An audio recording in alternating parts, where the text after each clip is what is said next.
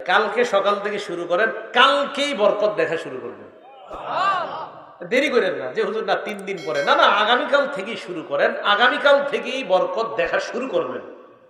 মুসলিম শরীফের 796 নাম্বার হাদিসটা মন দিয়ে শোনেন। একজন সাহাবার নাম আপনারা একটু কষ্ট করে মনে রাখবেন, যেন ভবিষ্যতে সবাই শোনাইতে পারেন বর্ণনাটা। গল্প আকারে হাদিসটা আপনারা শোনাই দিবেন। সাহাবার নাম উসাইদ ইবনে হুজাইর। পুরাটা মনে রাখা দরকার নাই, শুধু মনে রাখেন উসাইদ। বলেন তো কি নাম? উসাইদ। এই উসাইদ রাদিয়াল্লাহু তাআলা আনহু বলেন, এক রাতে আমি আমার ঘোড়ার আস্তাবলের মধ্যে কোরআন পড়ছিলাম। আমার ছেলের নাম ইয়াহইয়া। এই ইয়াহইয়া পাশে শোয়া। আকরাউ ফি মিরবাদি, আমি আমার ঘোড়ার আস্তাবলের মধ্যে কোরআন পড়ছিলাম। আমি যখন কোরআন পড়তে লাগলাম, জালাত ফারাসুহু, হঠাৎ কোরআন পড়ে ওনার ঘোড়াটা লাফায়। কোরআন পড়ে ওনার ঘোড়া লাফায়, কোরআন পড়ে না, ঘোড়া লাফায় না। ফাকরা সুম্মা জালাত আইযান, কিছুক্ষণ থেমে উমি আবার কোরআন পড়ে, আবার ঘোড়া লাফায়। ফাকরা সুম্মা জালাত উখরা, আবার কিছুক্ষণ থেমে আবার কোরআন পড়ে, আবার ঘোড়া লাফায়। উসাইদ ইবনে হুজাইর দেখে বারবার যদি আমি আবার কোরআন পড়ি, ঘোড়া এত পরিমাণ লাফায়। ঘোড়া লাফাইতে লাফাইতে না জানি আমার সন্তান ইয়াহিয়ার উপর পাড়া পড়ে পদপিষ্ট করে আমার সন্তানটা মেরে ফেলে। আমি পড়া থামিয়ে দিলাম। থামানোর পর ঘোড়ার কাছে গেলাম। যাওয়ার পর আমি দেখলাম ফাইদা ফাওকা রাসি মিসতুজুল্লাহ, আমার মাথার উপর আকাশের এক খণ্ড মেঘ।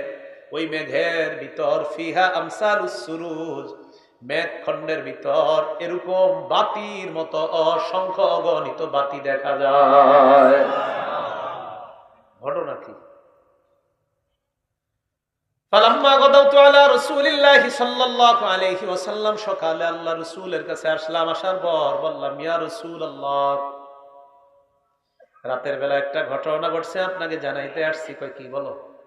বাইনামা আনাল বারিহাতা আকরাউ ফি মিরবাদি, রাতের বেলা গত রাতে আমি আমার ঘোড়ার আস্তাবলের মধ্যে কোরআন পড়ছিলাম।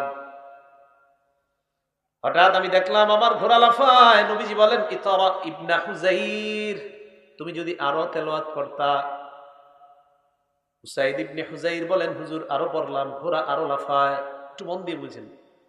নবীজি আবার বললেন, ইকরা ইবনে হুজাইর, ও উসাইদ ইবনে হুজাইর, তুমি যদি আরো পড়তা।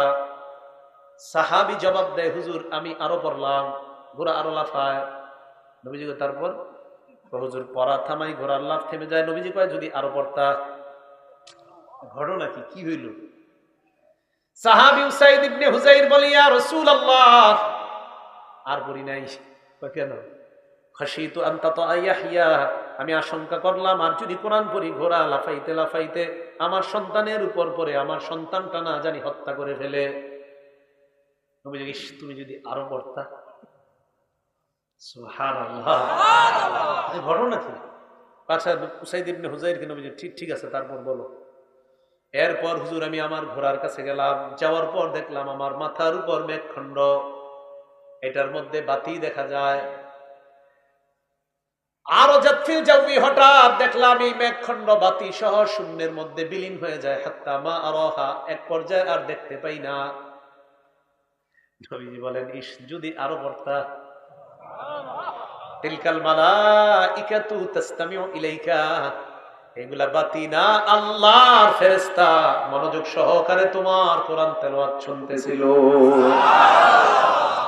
ফেরেশতা। বললাম একটু বইরেন তাহাজ্জুদের সময়, বাকি কারো ঘুম ডিস্টার্ব করা যাবে না। আশেপাশে মানুষের জন্য ঘুম ডিস্টার্ব না হয়, খেয়াল রাখতে হবে, সতর্কতা। একটু বইরেন যে আল্লাহ শুনে আর ফেরেশতারা শুনতেছে আপনার তেলাওয়াত। হাদিস শেষ হয় নাই। নবীজি সাল্লাল্লাহু আলাইহি সাল্লাম বলে, সাইয়্যিদ লাউ করাতা আসবাহ, তুমি যদি সকাল পর্যন্ত একটু পড়তা। ইয়ারাহান নাস মা তাস্তাতিরু ইলাইহিম, সকাল পর্যন্ত যদি কোরআন পড়তা, ফজরের আজান শোনার পর যে মুসল্লিরা তোমার বাড়ির সামনে দিয়ে মসজিদে আসতো, স্বচক্ষে আল্লাহর ফেরেশতাদেরকে দেখতে পাইতো। পড়বেন নি? বলেন না, একটু পড়বেন নি? বললেন তাহাজ্জুদের সময় মা বোনরা আপনারা কোরআন পড়েন, আল্লাহর সাথে সম্পর্ক কায়েম করেন, দেখবেন আল্লাহ তাআলা। আমি কিভাবে বলি জানেন? যে কালকে সকাল থেকে শুরু করেন, কালকেই বরকত দেখা শুরু করবেন। দেরি করেন না যে হুজুর না 3 দিন পরে, না না আগামীকাল থেকেই শুরু করেন, আগামীকাল থেকেই বরকত দেখা শুরু করবেন, মানে কালকে থেকে শুরু করবেন, দেরি করেন না।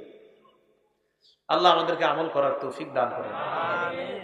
রাতের বেলা তাহাজ্জুদের সালাতে তেলাওয়াত, এটা বড়রাও পড়তে পারবে, ছোটরাও পারবে, বড়রাও পারবে, ছোটরাও উৎসাহমূলক যদি তাদেরকে পড়ানো হয় জায়েজ।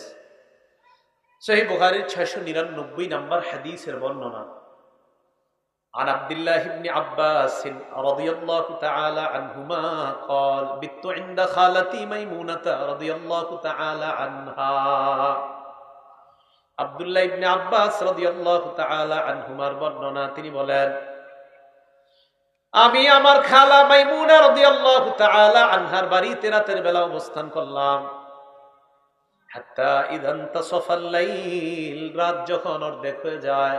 এটা বুখারীর 699 নম্বর হাদিস।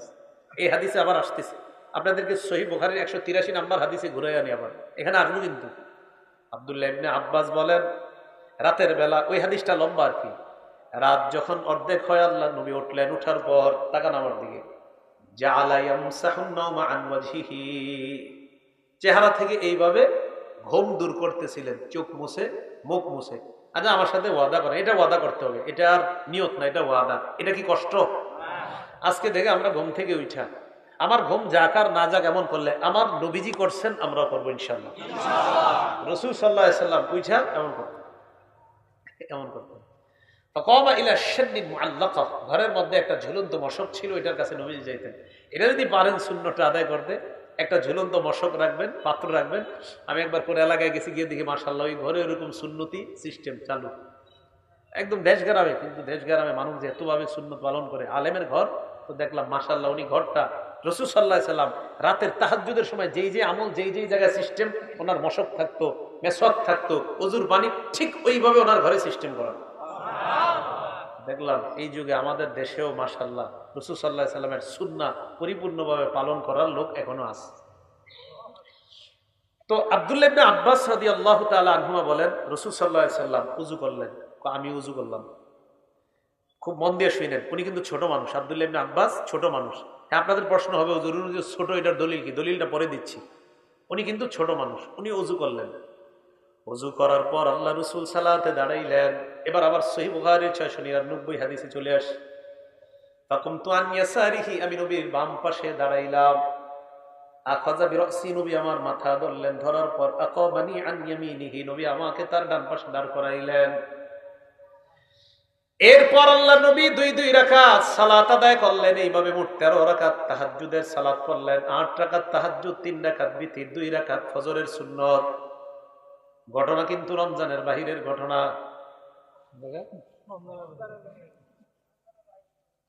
আল্লাহ, না না রমজানের বাহিরে এটা হয়েছে। ফজরের আগে যে সুন্নত, ওই তাহাজ্জুদ বিতির সুন্নত মোট কয় রাকাত পড়ছে? 13 রাকাত। আল্লাহ বুঝার তৌফিক দান করেন। আচ্ছা আচ্ছা ঠিক আছে, দেখতে দেন, দেখতে দেন। ঠিক আছে ঠিক আছে। তো রাসূল আকরাম সাল্লাল্লাহু আলাইহি সাল্লামের সাহাবী আব্দুল্লাহ ইবনে আব্বাস রাদিয়াল্লাহু তাআলা আনহুমা বলেন যে আমি রাসূল সাল্লাল্লাহু আলাইহি সাল্লামের ডান পাশে দাঁড়ালাম। নবীজি সাল্লাল্লাহু আলাইহি সাল্লাম 2 রাকাত সালাত আদায় করলেন, আমিও সালাত আদায় করলাম নবীজির সাথে। আমি ছোট্ট মানুষ ছিলাম। ওই রাতে নবীজি সাল্লাল্লাহু আলাইহি সাল্লাম আমার জন্য দোয়া করেছিলেন, আল্লাহুম্মা আল্লিমহুল কিতাব ওয়া ফাক্কিহু ফিদ্দীন। অন্য জায়গায় আছে আল্লাহুম্মা আল্লিমহুল কিতাব, আরেক জায়গায় আছে আল্লিমহুত তাওয়িল। আল্লাহ আপনি এই ছেলেটাকে, এই আব্দুল্লাহ ইবনে আব্বাসকে কিতাব এবং দ্বীনের সহি বুঝ দান করেন। অন্য বর্ণনায় আছে আল্লাহ কোরআনের ব্যাখ্যা আপনি তাকে শিখাইয়া দেন। রাসূল সাল্লাল্লাহু আলাইহি সাল্লামের এই দোয়ার বরকতে আব্দুল্লাহ ইবনে আব্বাস রাদিয়াল্লাহু তাআলা আনহুমাকে আল্লাহ পুরা পৃথিবীর মুফাসসিরদের সম্রাট বানিয়ে দিয়েছে। এখন আসেন, হাদিস শেষ হয়নি। তো রাসূল সাল্লাল্লাহু আলাইহি সাল্লাম তাহাজ্জুদের তেলাওয়াত করলেন, উনিও তাহাজ্জুদ পড়লেন। এখন প্রশ্ন হলো আব্দুল্লাহ ইবনে আব্বাস রাদিয়াল্লাহু তাআলা আনহুমার বয়স ছিল কত? মুসনাদে আহমদ হাদিস নাম্বার 3437 নাম্বার হাদিস। আব্দুল্লাহ ইবনে আব্বাস বলেন আমি আল্লাহ রাসূলের সাথে যেই রাতে তাহাজ্জুদের সালাত আদায় করলাম, ওয়া আনা ইয়াউমা ইযিন ইবনু 10 সিনিন, আমার বয়স ছিল তখন 10 বছর। কয় বছর? এখন বলেন হেফজখানার ছাত্ররা রাত 4টা 4:30টায় উঠে তাহাজ্জুদ যদি উস্তাদরা উৎসাহ দেয় তাদেরকে পড়ার জন্য, এটা কি ভালো না খারাপ? ভালো। আর ওই সময় যদি তারা আল্লাহর কাছে দোয়া করে তাহাজ্জুদের সময়, এটা কি ভালো শিক্ষা না খারাপ? এখন কথা হলো ওই সময় দোয়া করতে হবে কেন? এখন দোয়া করলেও তো হয়, আল্লাহ তো সবসময় দোয়া কবুল করতে পারেন। হ্যাঁ, ওই সময় আল্লাহ স্পেশাল দোয়া কবুল করেন। দলিল বুখারী শরীফের 1145 নম্বর হাদিসের বর্ণনা।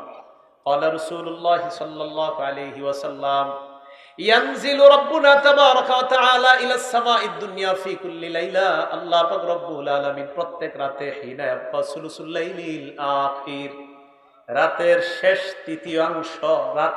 তৃতীয়াংশে আল্লাহ পাক প্রথম আসমানে প্রত্যেক রাতে আসে শুধু বান্দাদেরকে দেওয়ার জন্য। এখন আপনারা রাত 4টার দিকে উঠে আল্লাহর দরবারে কোরআন তেলাওয়াত করলেন, তাহাজ্জুদে কিছু তেলাওয়াত করলেন, করার পর যদি আল্লাহর কাছে আপনি হাত উঠায় বললেন, আল্লাহ মেয়েটার বিয়ে হয় না, কত ঘটক ধরলাম কাজ হয় না, দেখেন কেউ কিন্তু দেখতেছেন আপনারে, আশেপাশে সব ঘুমাইতেছে, আর আপনি আল্লাহরে আল্লাহ এইভাবে বললেন, এইভাবে মান অভিমানে বললেন, আল্লাহ আমি আর আপনি ছাড়া তো কেউ নাই, সবাই তো ঘুমাইতেছে, আল্লাহ আমি তাহাজ্জুদে তেলাওয়াত করলাম মাবুদ তোমারে খুশি করার জন্য, আমার মেয়েটার বিয়ে হয় না, আল্লাহ আপনি চাইলে খুব দ্রুত এটার ব্যবস্থা হয়ে যাবে, আল্লাহ খুব দ্রুত ব্যবস্থা করে দেন। আরে আল্লাহ তোয়া কবুল করবে না তো কে করবে বলেন? তো আল্লাহ বলে মাইয়াদউনি ফাস্তাজিব লা, কে আছো ডাকো আমাকে। প্রথম আসমানে এসে বলতেছে, আরে ডাকো আমি তোমার ডাকে সাড়া দিব, ডাকো আমি তোমার ডাকে সাড়া দিব। এরপর বলে মাইয়াসআলুনি ফাউতিয়া, আমার কাছে চাও আমি তোমাকে দিব। এরপর বলে ওয়ামাইয়াস্তাগফিরুনি, ক্ষমা চাও ফাগফির লা, আমি তাকে ক্ষমা করে দিব। এটা আল্লাহ বলে। দোয়া করার পর মনে রাখবেন আপনার দোয়া কবুল হওয়ার পদ্ধতি 3টা। জোরে বলেন কয়টা? 1 নাম্বার ইম্মা আইয়ুআজ্জিলাল্লাহু লাহ, দুনিয়াতে নগদ আল্লাহ কবুল করবে দুনিয়াতে। 2 নাম্বার আও আইয়াদখিরা লাহু ফিল আখিরাহ, কবুল না করে আখিরাতের জন্য আল্লাহ এটা জমা করে রাখবে, আখিরাতের জন্য জমা করে রাখবে। 3 নাম্বার, এই দোয়াটা কবুল না করে আগামী 2 দিনের মধ্যে একটা বিপদ আপনার জীবনে ঘটতো, ওই বিপদটা থেকে আল্লাহ আপনাকে হেফাজত করবে, কবুল করবেনই দোয়া আল্লাহ। তাহলে কি কথা বুঝে আসছে সবার? এই জন্য দোয়া খুব বেশি করা আল্লাহর কাছে, আল্লাহ তৌফিক দান করেন। তো বলছিলাম 1145 নম্বর হাদিস, আল্লাহ আমাদেরকে ডাকে আসো আমার কাছে দোয়া করো। তো রাতের বেলা তাহাজ্জুদের সালাত পড়ে আল্লাহর কাছে দোয়া করা এইভাবে। আরেকটা হাদিস মনে রাখবেন, সহিহ বুখারীর 413 নম্বর হাদিস। ক্বালা রাসূলুল্লাহ সাল্লাল্লাহু আলাইহি ওয়াসাল্লাম, নবীজি বলেন কোন বান্দা যখন নামাজের মধ্যে থাকে, ইউনাজি রব্বা, আল্লাহর সাথে চুপে চুপে নিভৃতে কথা বলতে থাকে, চুপে চুপে নিভৃতে কথা বলে, এই কথাটা মনে রাখবেন। এখন রাত 3টা 4টায় কিন্তু সবাই ঘুমায়, ওই টাইমে আল্লাহর সাথে কথাটা কিন্তু আপনার চমৎকার হবে। হ্যাঁ, ওই টাইমে নিভৃতে চুপে চুপে আলাপটা কিন্তু একটু খুব ভালোভাবে হবে। আমি ওনার সাথে একটু কথা বলবো, ভাই আপনার সাথে একটু কথা বলবো, এখন কেউ নাই, চলেন এখনই বলি। তো ঠিক আছে বলেন, আশেপাশে মানুষ ডিস্টার্ব করবে না, না ওই সময় 3টা 4টায় কেউ ডিস্টার্ব করবে না, আশেপাশে পুরো চুপচাপ, সব চুপ, আল্লাহ আমি আর আপনি একটু নিভৃতে কথা বলেন। হাদিসে রাসূল সাল্লাল্লাহু আলাইহি সাল্লাম, সহিহ বুখারী 413, সহিহ বুখারী 416, নবীজি বলেন যখন নামাজে থাকো আল্লাহর সাথে চুপে চুপে নিভৃতে তোমার কথা চলতে থাকে। তাহলে রাতের তাহাজ্জুদ আর রাতে তাহাজ্জুদে তেলাওয়াত করব তো ইনশাআল্লাহ।